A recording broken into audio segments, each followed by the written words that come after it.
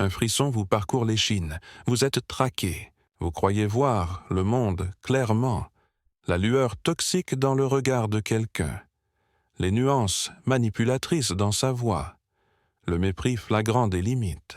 Mais que se passerait-il si les véritables prédateurs se déguisaient en moutons, leur venin masqué par le charme, déguisé en gentillesse, peut-être même tissé au cœur même de votre famille? Pendant que vous vous protégez des méchants en carton-pâte, vous ouvrez grand les portes de votre esprit à quelque chose de bien plus insidieux, les tentacules envahissants de l'inconscient d'autrui qui s'insinuent dans votre âme. Carl Gustav Jung a consacré sa vie à cartographier ces courants traîtres et invisibles. Dans les pages de l'ego et l'inconscient, il a révélé une vérité profonde. Les marionnettistes de nos vies ne résident pas sous les projecteurs de la conscience, mais dans les profondeurs obscures de l'inconscient. Ce n'est pas seulement votre vérité, non? C'est un décret universel, une condition humaine partagée. Et dans cette condition partagée réside un potentiel de danger terrifiant. Car lorsqu'on reste aveugle à l'abîme qui est en soi, cette ombre vorace cherche un réceptacle, un hôte consentant. Et trop souvent, cet hôte, c'est vous. Cette pensée vous a-t-elle déjà traversé l'esprit? Arrêtez-vous un instant et ressentez-la vraiment. Combien de fois vous êtes-vous senti complètement, inexplicablement vidé après une conversation apparemment anodine? Le poids de leurs paroles. Combien de fois avez-vous été injustement accablé par la culpabilité pour des actes que vous n'aviez jamais commis, ou présenté comme le sauveur réticent d'un drame qui n'était même pas le vôtre au départ? Jung appelait ce phénomène insidieux la projection, une manœuvre inconsciente où l'autre vous balance ses propres démons désavoués, vous transformant en bouc émissaire commode. À partir de cet instant précis, vous cessez d'exister en tant qu'individu, devenant un simple symbole, un miroir déformé reflétant son trouble intérieur, un ennemi imaginaire né de ses peurs, un héros idéalisé né de son désir. Et qu'ont en commun toutes ces images fantômes? Absolument aucune d'elles n'est votre vrai vous. Mais l'aspect véritablement terrifiant de ce drame psychologique est que vous restez souvent parfaitement inconscient de votre rôle. Vous croyez offrir du soutien, faire preuve d'empathie et faire preuve de maturité. Pendant ce temps, vous vous noyez lentement dans un bourbier psychologique qui n'est pas le vôtre, tentant désespérément de résoudre des conflits qui n'étaient pas les vôtres au départ. Et vous êtes manipulé sans le savoir par des forces psychiques que vous n'avez pas créées, mais qui vous contrôlent désormais sans relâche. Et ne vous y trompez pas, ce n'est pas seulement le domaine des personnes mal intentionnées. Jung nous a avertis que les dangers les plus graves ne proviennent pas de pervers calculateurs, mais d'individus non intégrés et inconscients qui trébuchent dans la vie, des âmes perdues. Ce sont des personnes tragiquement séparées de leur propre psyché, enchaînées à des masques, hantées par des traumatismes, paralysées par des complexes, émues par des désirs refoulés. Elles ne sont pas intrinsèquement mauvaises, elles sont simplement dangereuses, et leur danger opère dans un silence glacial. Il ne se manifeste pas à la porte. Non, il s'infiltre lentement, insidieusement, jour après jour, par des commentaires apparemment anodins, des accusations voilées et des silences lourds et pesants, jusqu'à ce que vous commenciez à remettre en question les fondements mêmes de votre propre réalité. Et lorsque vous perdez contact avec votre propre vérité psychique, vous devenez inextricablement lié à leur ombre. Peut-être vivez-vous ce scénario en ce moment même, dans une relation amoureuse, une amitié apparemment encourageante, un environnement de travail sous pression, voire même au sein du prétendu sanctuaire de votre propre famille. Et peut-être vous culpabilisez-vous injustement, cherchant désespérément votre faille. Vous n'avez rien de mal. Cependant, il y a quelque chose de profondément et de troublant dans la façon dont vous êtes exploité comme réceptacle de l'inconscient purulent d'autrui. Dans cette vidéo, nous décortiquerons minutieusement les 6 figures archétypales que Jung identifiait comme des types émotionnellement dangereux, des individus qui agissent non par malveillance délibérée, mais sous l'emprise de forces internes qu'ils ne parviennent pas à comprendre. Et c'est précisément cette ignorance qui les rend si puissamment destructeurs.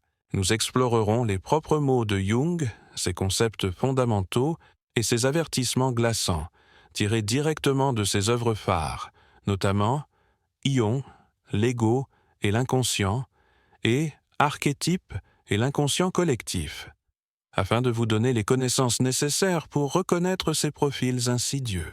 Mais surtout, nous ouvrirons votre perspective à la possibilité troublante qu'un ou plusieurs de ces profils se cachent peut-être aussi en vous.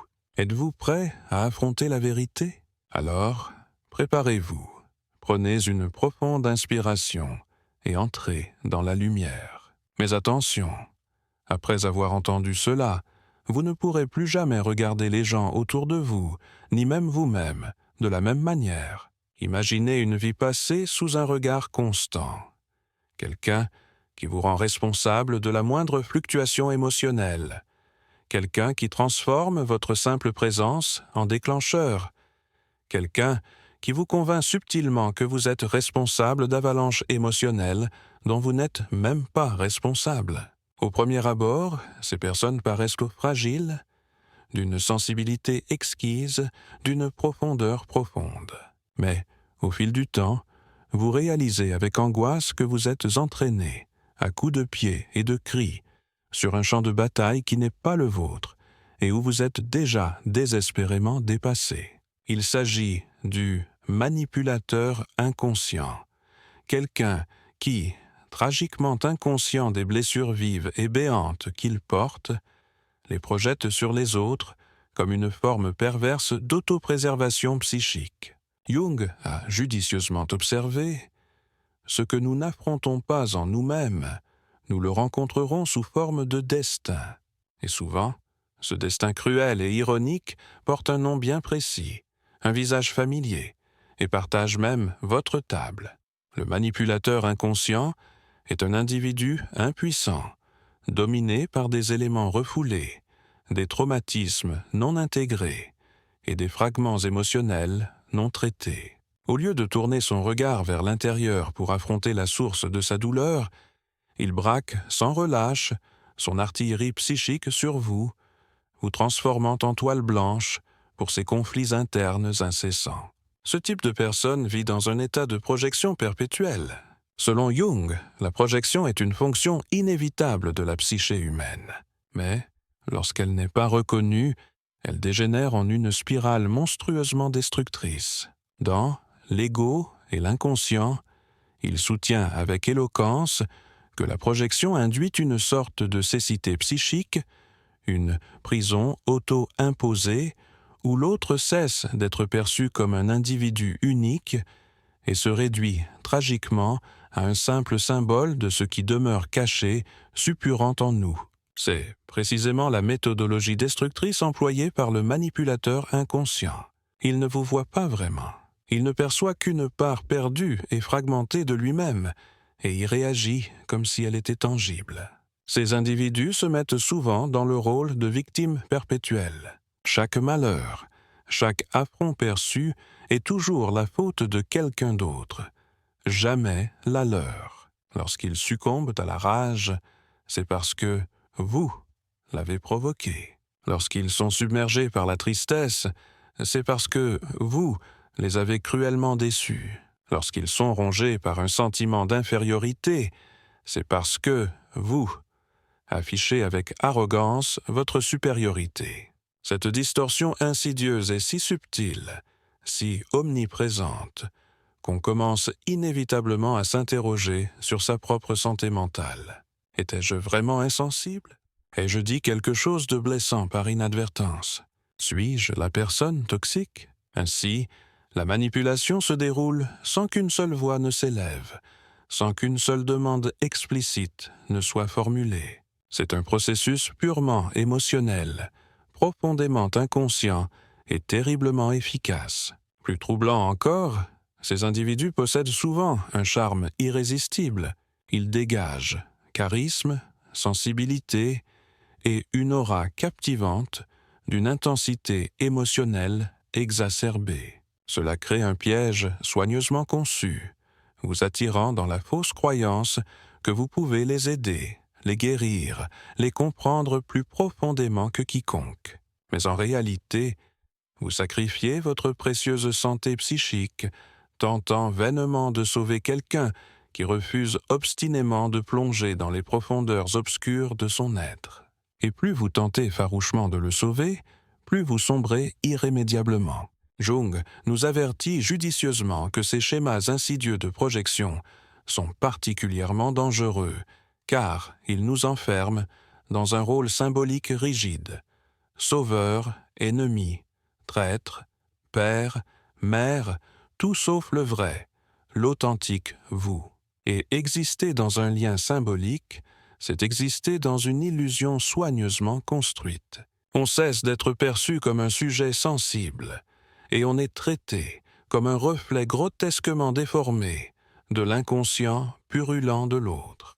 Le seul moyen viable de se protéger d'un manipulateur inconscient est de cultiver une conscience de soi inébranlable. Reconnaître ces schémas, couper les fils invisibles qui vous attachent à son récit émotionnel tortueux.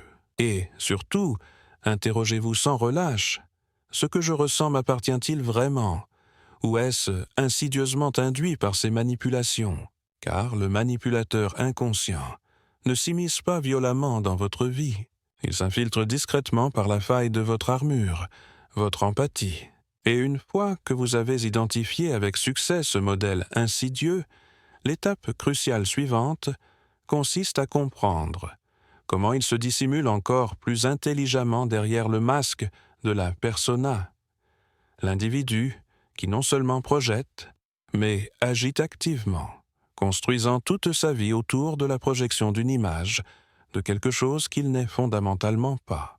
Dans la section suivante, nous nous pencherons sur le caractère du porteur de la persona et sur la manière dont il représente l'un des risques psychologiques les plus importants identifiés par Jung.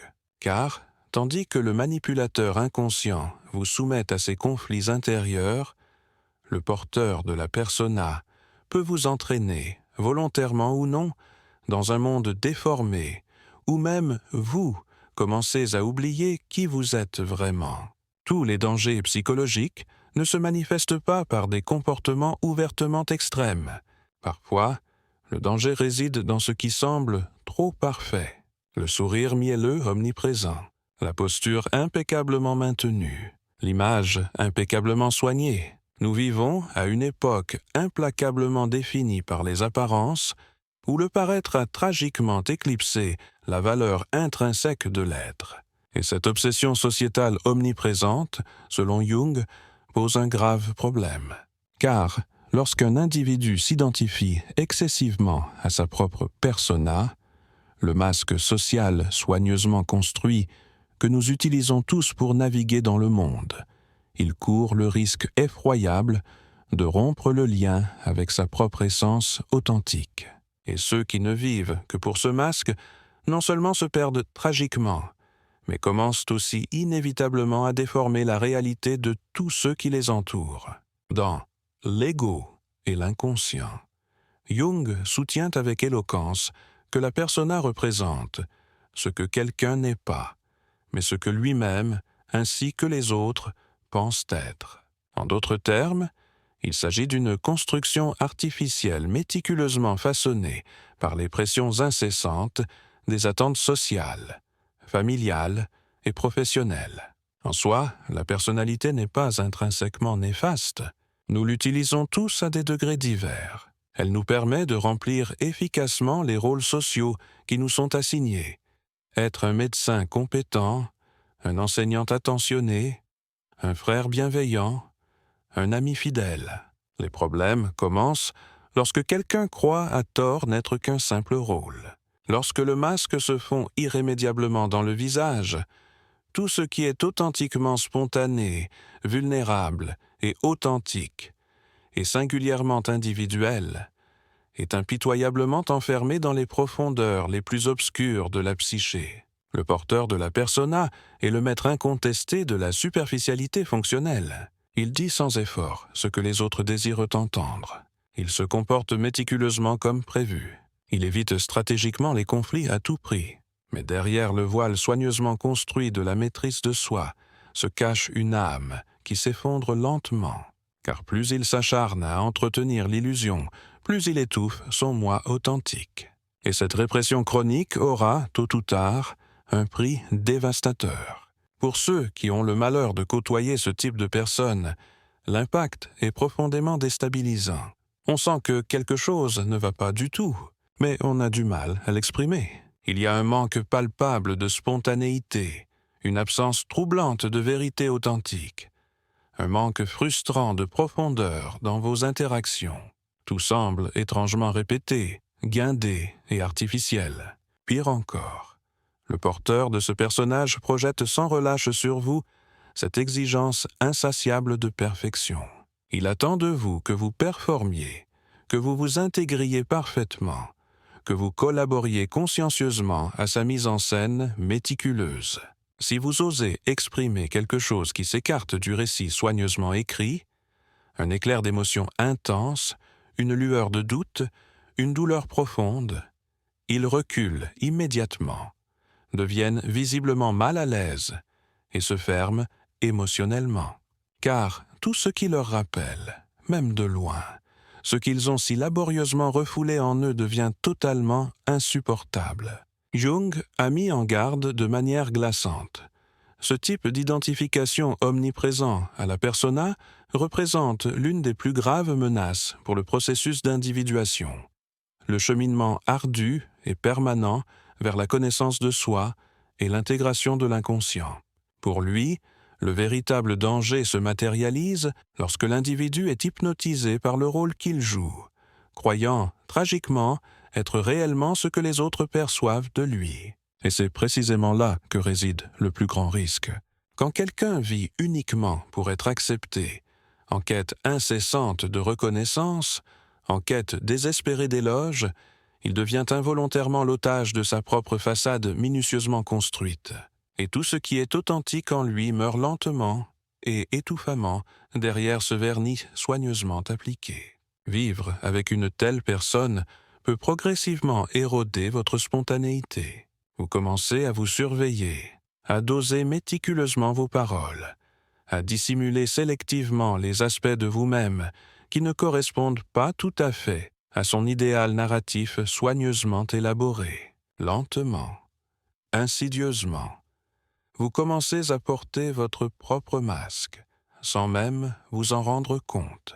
La simple coexistence avec une personne porteuse de ce personnage n'est pas seulement artificielle sur le plan psychologique, c'est dangereusement contagieux. Mais quelque chose d'encore plus sombre se cache sous la surface.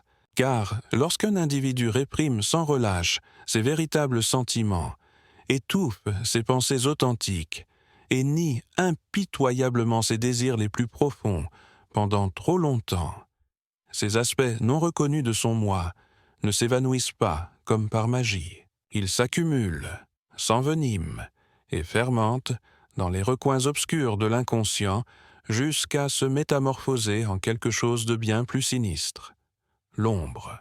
Et alors, nous entrons dans un territoire encore plus périlleux, le royaume des émotions niées qui reviennent inévitablement avec une force explosive. Dans la section suivante, nous nous pencherons sur la figure effrayante du propriétaire de l'ombre refoulée, l'individu qui refuse obstinément de reconnaître son propre côté obscur jusqu'à ce qu'il explose inévitablement, déchaînant sa fureur refoulée sur le monde sans méfiance qui l'entoure. Il existe un certain type d'individu qui mène une vie de contrôle méticuleux, une vie polie jusqu'à l'éclat, une vie implacablement maîtrisée, constamment correcte et d'une politesse infaillible. Mais, sous ce vernis d'équilibre émotionnel soigneusement construit, se cache une force volatile, susceptible de se libérer à tout instant. Car tout ce qu'il juge mauvais, laid ou socialement inacceptable, est simplement refoulé au plus profond et au plus sombre des tréfonds de l'âme. Cette force n'est ni surmontée ni transformée. Elle est simplement impitoyablement réprimée. C'est l'essence même du propriétaire de l'ombre refoulée, un individu qui tente désespérément de maintenir une façade de lumière perpétuelle jusqu'à ce que l'obscurité prenne inévitablement le contrôle. Carl Jung a consacré une part importante de son œuvre à comprendre la nature complexe et souvent terrifiante de l'ombre. Dans Ion, il déclare avec glace « L'ombre est tout ce que l'individu refuse de reconnaître en lui-même et qu'il s'obstine pourtant à manifester d'une manière ou d'une autre. Il ne s'agit pas de quelque chose d'extérieur, de distinct de nous-mêmes. L'ombre n'est pas le mal qui ronge le monde.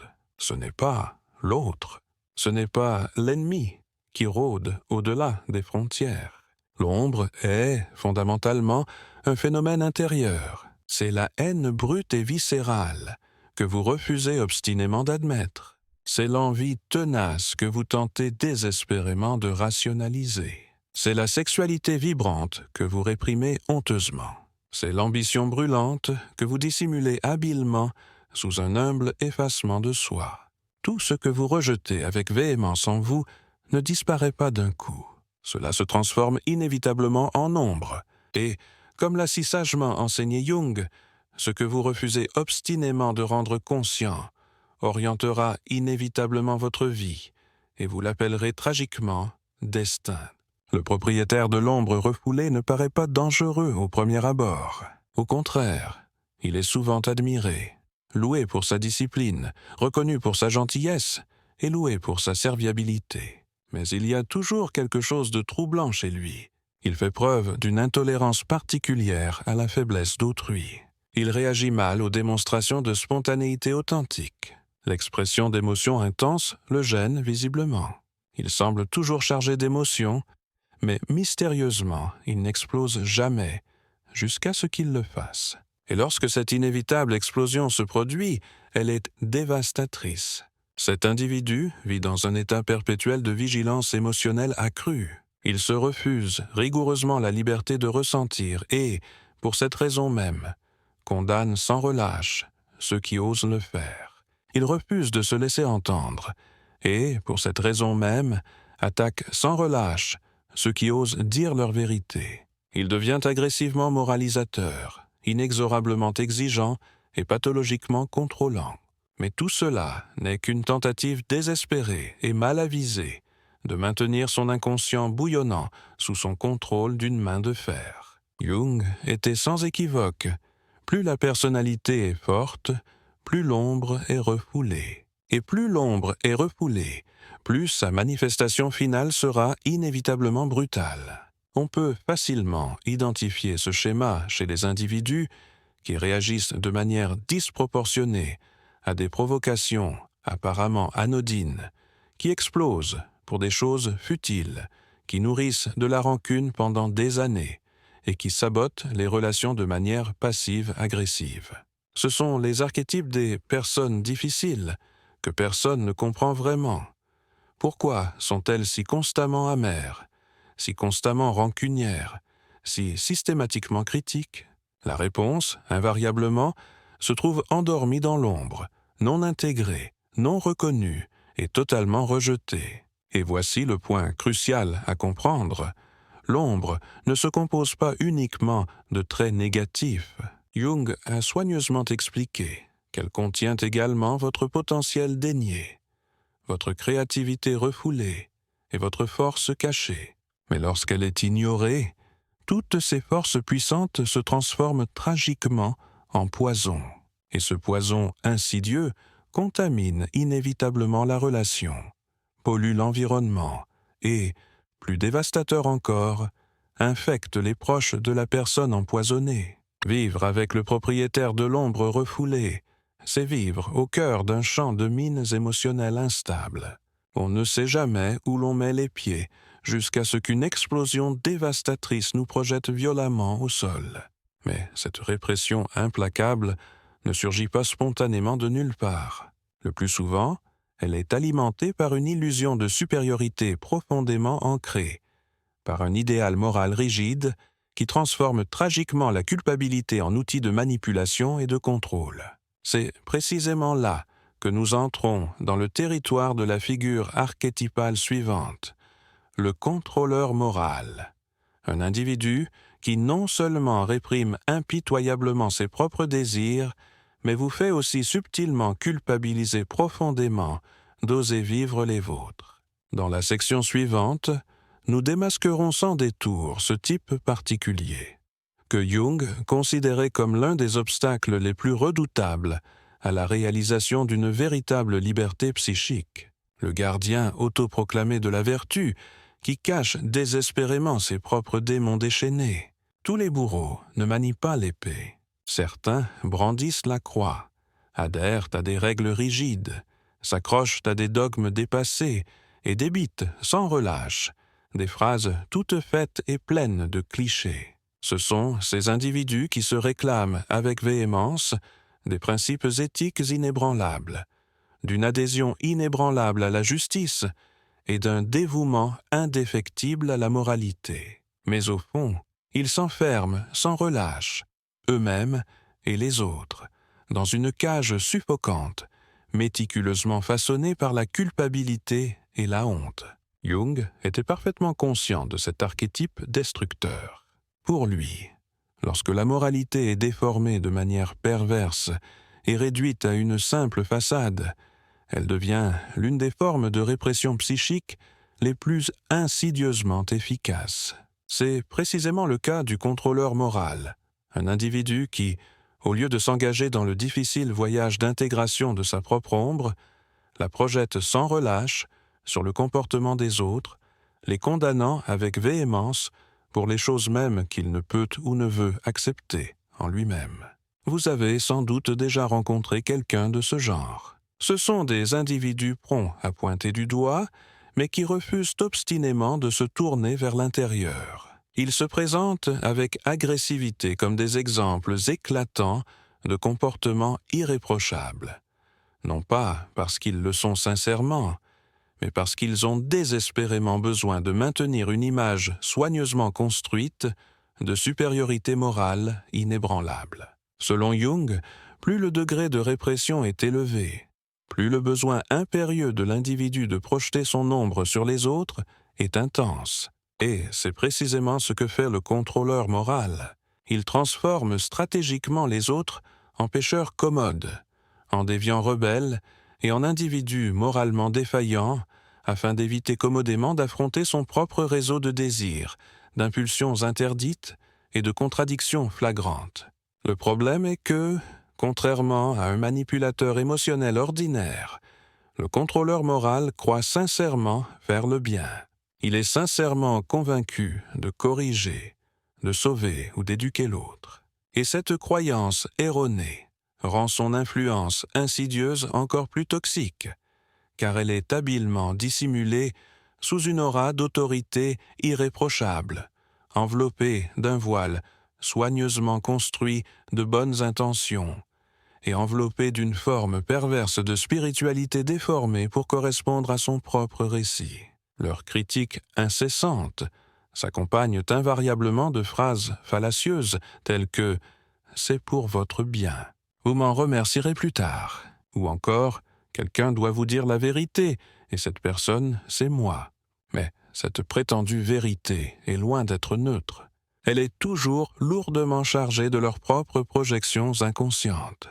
Dans Ion, Jung dissèque en profondeur les figures du Christ et de l'Antéchrist, les présentant comme des archétypes de plénitude et de dissociation. Le contrôleur moral croit sincèrement incarner la lumière éclatante de la justice, mais il ignore complètement et volontairement les ténèbres qui rôdent en lui. Il projette stratégiquement le mal sur les autres afin de maintenir désespérément l'illusion de pureté en lui-même. Et cet aveuglement tragique le rend dangereux, incapable de percevoir la complexité nuancée de l'âme humaine. Si vous vivez à proximité d'une telle personne, vous pourriez vous sentir constamment coupable, comme si vous étiez constamment en échec, comme si vous faisiez toujours quelque chose de mal. Même lorsque vous existez simplement, vous vous sentez observé, jugé, diminué. Et l'aspect le plus pervers de cette dynamique insidieuse est que vous intériorisez souvent son jugement implacable. Vous commencez à réprimer systématiquement les parts de vous-même qui sont intrinsèquement naturelles, résolument humaines et vibrantes de spontanéité, et vous vous façonnez sans relâche pour vous conformer à un idéal qui n'est pas, et ne sera jamais, véritablement le vôtre. La moralité perverse de l'autre personne devient votre prison personnelle. Cette dynamique toxique est fréquemment observée au sein des familles, des institutions religieuses et d'autres environnements rigides, où l'obéissance aveugle est tragiquement confondue avec la vertu authentique. Jung a reconnu que ce schéma constituait une menace bien réelle pour le processus d'individuation, car un moralisme excessif s'accompagne d'une absence de connaissance de soi. Le moraliste extrême ne recherche pas véritablement la vérité. Il aspire au contrôle absolu, et lorsqu'il est incapable d'exercer un contrôle sur le monde extérieur, il se concentre sans relâche sur le contrôle du monde intérieur de ceux qui l'entourent. Mais le contrôleur moral n'est pas le seul type d'individu à être inexorablement guidé par des forces inconscientes. Il existe un autre type d'individu, encore plus volatile, intrinsèquement instable et tragiquement imprévisible, l'individu complexé. Alors que le moraliste réprime impitoyablement et projette stratégiquement, l'individu complexé est impuissant et dominé par des contenus inconscients et réagit uniquement à partir d'eux, ressemblant tragiquement à une marionnette dansant sur des fils émotionnels invisibles. Dans la section suivante, nous explorerons ce territoire explosif où la pensée consciente perd son emprise et où des traumatismes tenaces prennent le dessus sur la psyché. Préparez-vous à rencontrer le genre de personnes capables de vous accueillir avec enthousiasme aujourd'hui et de vous détruire brutalement demain, sans même savoir pourquoi. Imaginez vivre avec une personne qui, à un instant, est tendrement affectueuse, généreuse et chaleureusement encourageante, et qui, l'instant d'après, explose de rage aveugle, se réfugie dans un silence glacial, ou vous accuse avec véhémence de quelque chose qui ne vous a même pas traversé l'esprit. Un compliment bien intentionné se transforme brusquement en une exigence voilée. Une plaisanterie se transforme inopinément en attaque personnelle. Un simple geste d'affection est interprété à tort comme une agression menaçante. Quoi que vous fassiez, vous avez constamment l'impression de marcher sur un terrain dangereusement instable. C'est la réalité angoissante pour ceux qui vivent aux côtés d'une personne impuissante, dominée par des complexes inconscients. Selon Jung, les complexes sont des noyaux autonomes d'émotions brutes et de mémoires profondément ancrées, logés dans l'inconscient et capables de prendre le contrôle de la conscience à tout instant. Ils s'apparentent à des personnalités fragmentées qui résident en nous, engendrées par des traumatismes passés, des blessures psychiques purulentes et des expériences émotionnelles non résolues. Dans Type psychologique et dans L'ego et l'inconscient, Jung décrit minutieusement comment ces complexes peuvent interférer directement avec le comportement d'un individu, l'amenant à réagir non pas au moment présent, mais aux échos obsédants du passé. Un commentaire apparemment anodin se connecte inconsciemment à une vieille blessure d'abandon, de rejet ou d'humiliation publique, et ceux qui ont le malheur d'être à proximité en paient le prix. L'individu complexé est souvent tragiquement inconscient d'être guidé sans relâche par ses forces internes invisibles. Lorsqu'il réagit avec une fureur aveuglante, une tristesse accablante ou un ressentiment exagéré, il croit sincèrement être rationnel, que sa réaction est logique et justifiée. Mais il se trompe, tragiquement. Il ne réagit pas du tout au moment présent. Il ne fait que revivre des émotions passées non digérées et non résolues. Et l'aspect le plus insidieux de cette dynamique destructrice est qu'elle ne se produit pas systématiquement. Elle se manifeste plutôt par des moments sporadiques et imprévisibles. On y observe des explosions émotionnelles troublantes, entrecoupées de fugaces moments de lucidité, d'affection sincère ou de regret sincère. Cette irrégularité est précisément ce qui rend la création d'un lien avec une telle personne si profondément déroutante et si étrangement addictive.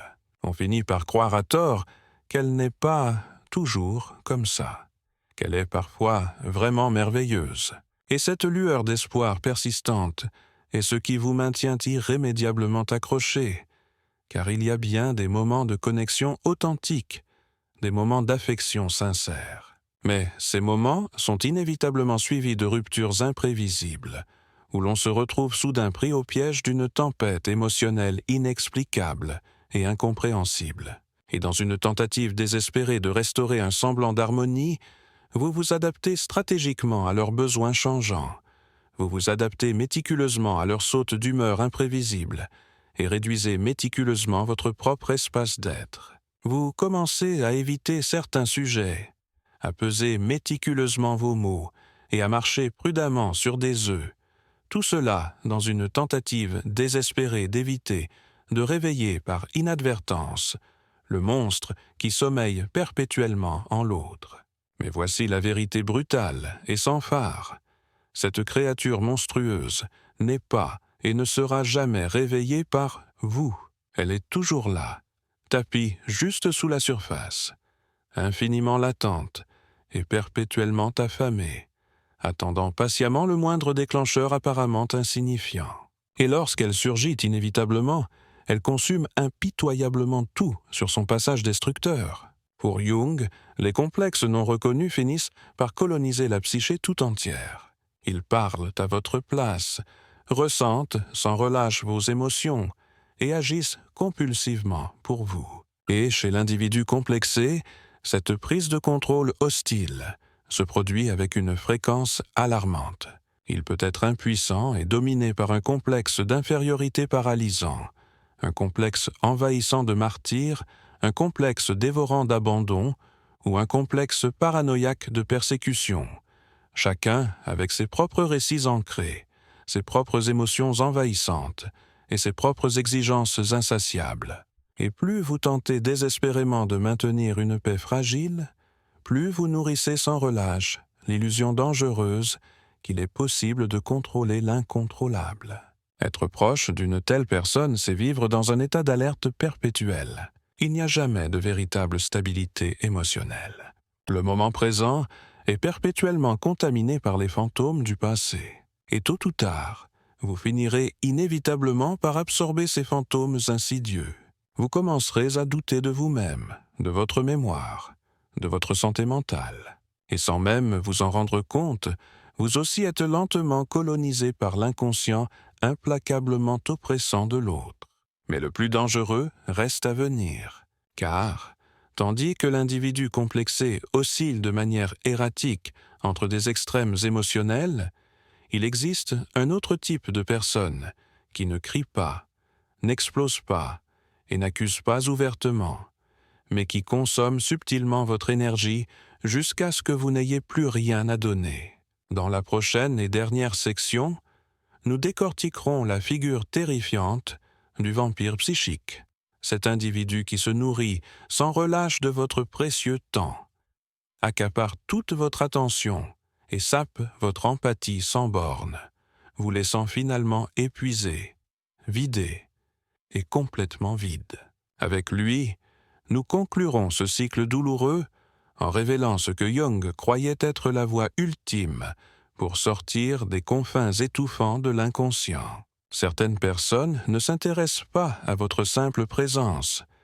Elles cherchent seulement à consommer votre précieuse énergie, et elles feront tout ce qui est en leur pouvoir pour la drainer, non par la violence brute, ni par une agression explicite, mais par des exigences subtiles et persistantes, par des démonstrations chroniques de victimisation, et par des manipulations astucieuses de la dépendance émotionnelle, habilement camouflées en affection sincère. C'est la méthode insidieuse employée par le vampire psychique, la forme la plus silencieuse et la plus insidieuse d'épuisement émotionnel contre laquelle Carl Jung nous a mis en garde, même si ce n'est pas explicitement sous ce nom.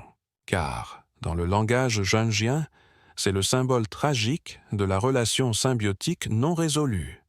Ce lien pathologiquement malsain qui entrave implacablement la croissance psychique et dissout lentement les contours définissant le soi. Jung, dans divers passages révélateurs de l'ego et l'inconscient, et dans Jon, illustre de manière effrayante que l'une des plus grandes menaces pour le processus d'individuation, le chemin ardu vers la réalisation de la plénitude, réside dans la formation de relations symbiotiques, où deux individus échouent tragiquement à se reconnaître comme des entités distinctes et autonomes, mais se voient plutôt comme de simples extensions psychiques l'un de l'autre.